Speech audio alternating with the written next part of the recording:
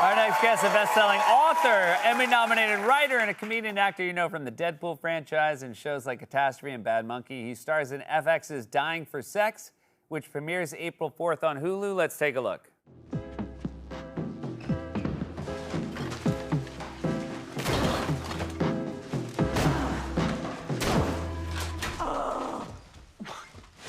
Pick up your trash. What's wrong with you? Are you gonna go back inside and off to this? Yeah. Let me watch.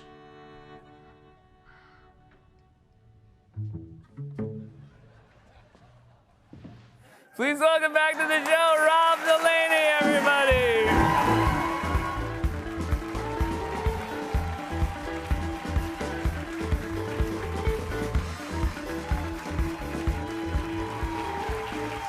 Oh, so happy to see you. Oh, yes, thank you. It's a pleasure to be here. Thank you. Yeah, I haven't. Quite a warm welcome. Thank you very much. Now, just real quick, because I saw you recently, and the last time I saw you, you weren't talking like this. What do you mean? Well, you don't have a British accent in real life. I'm British. Yeah, no, I know you, like, live there. Right. Yeah, well, Christ's sake, Seth. I mean, I guess your researchers really threw me under the bus there, right? Yeah, okay, fine, I'm American, okay. You win. So that's it now. You live in England and you just want to pull off a British accent. I just thought it'd be fun to lie to everyone. Yeah. I've lived there now for 11 years. Is it true that you got a Citizenship? Yeah. Yeah, well, I'm now dual citizen. You're a dual. I'm like Jason Bourne. Congratulations, Yeah. man. I Two have passports? A bag with 2 passports. God. €7 in it. Wow. A few So just in case you have nickels a lot of and a nickels. potato gun because there's no guns in the UK, so I had to make a fake Oh, one. you're a Jason Bourne with a potato gun. Yeah, very dangerous. Very Yeah. dangerous. Are you one of those people who live abroad that does like sort of pick up British slang and use it in sentences? I mean, my vocabulary is fairly British because for my children, I want to speak the way that they speak, at least vocabulary-wise, so they don't get made fun of at school. Right. I mean, but the worst that can happen there is like, you know?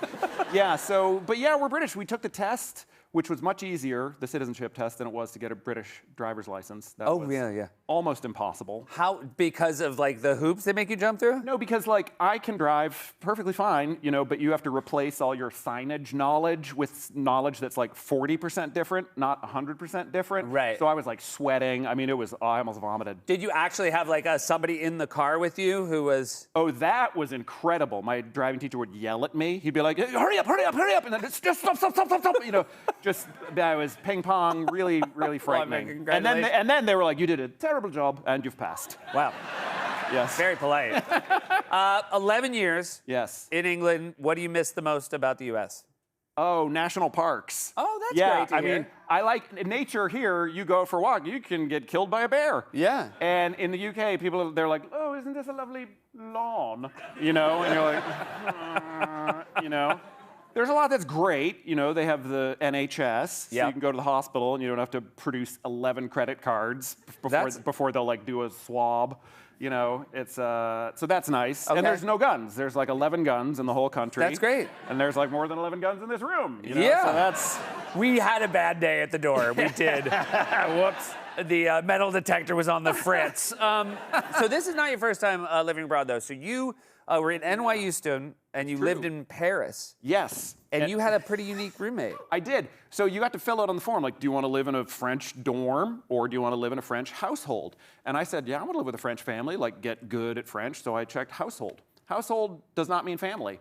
And they put me in a home with one 85-year-old woman. Okay. Named Jacqueline. Okay, great. And it was great. It was weird at first, you know. She would like walk in when I was taking a shower, be like,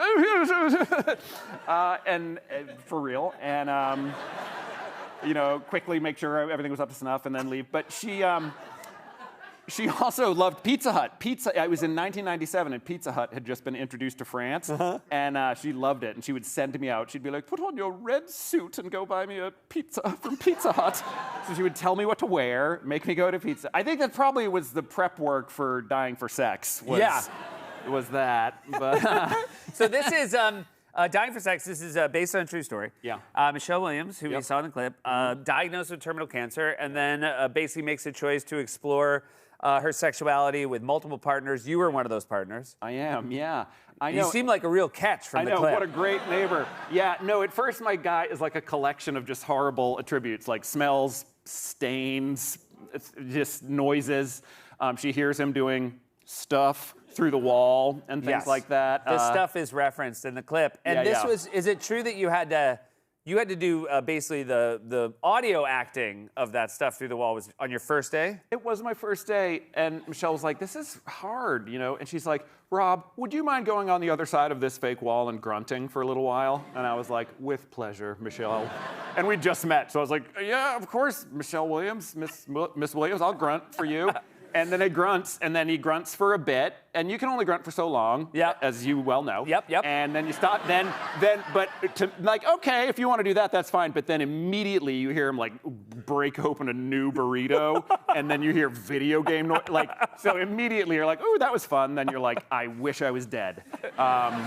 I want to talk. This is a show about sexual freedom, and you have explored the idea of sexual freedom as well. Yes, so this is you made this. I did. This is the Eagle of Sexual Freedom, and the Eagle of Sexual Freedom. But I can't. What in the world is this? So what's that? You're wondering? Yeah. Okay, so after my wife had our fourth child in pretty rapid succession, we both thought it would be a great idea for me to get a vasectomy. Yeah. And so I went and got one. They're so awesome. You have to get one. I'm not kidding. I'm going to get another one. It's the best. Great. And so I get the vasectomy, and the doctor says, well, you have to do 20 activities. You know what I'm talking about. Yeah, the thing you do through the wall on the show. Then after the 20th one, you come in, you bring in what you've made, and we'll tell you if the vasectomy has worked. Oh, wow. Right? Oh, so they got to make sure nothing's getting through. Yeah, exactly. I guess they give it to some old intern and you goggle or whatever. Yeah. See, and it's like a sommelier, but precisely. Yeah. And so I have to do 20, right? And my wife, who was a teacher for many years, was like, oh, you should make like a star chart for yourself, like a behavioral star chart. This is what this is? So that's what that is. Every this time, is the 20... Every time I produced a sample, I would put a sticker on the, and I drew the eagle, thank you, I know it's good. Yeah. And that's not gonna be anybody's takeaway. No, but the best part is that right when I got to 20, lockdown happened. So I never went in to see if the vasectomy worked. Wow. My field research suggests that it did, but just to say, don't have sex with me unless you're prepared to get pregnant, because it could happen. Could happen. So just saying, just don't do it. The chart is not. Yeah. The chart's not enough to Chart's guarantee. not enough. Yeah. It's a great chart. It's a beautiful chart. And a beautiful eagle. So, what a good eagle. Really, one last look at that beautiful eagle. If only that eagle knew what it was representing. Thank you so much. Congrats on the show. It's always great to see you. Rob Delaney, everybody. FX is Dying for Sex, premieres April 4th on Hulu. We'll be right back.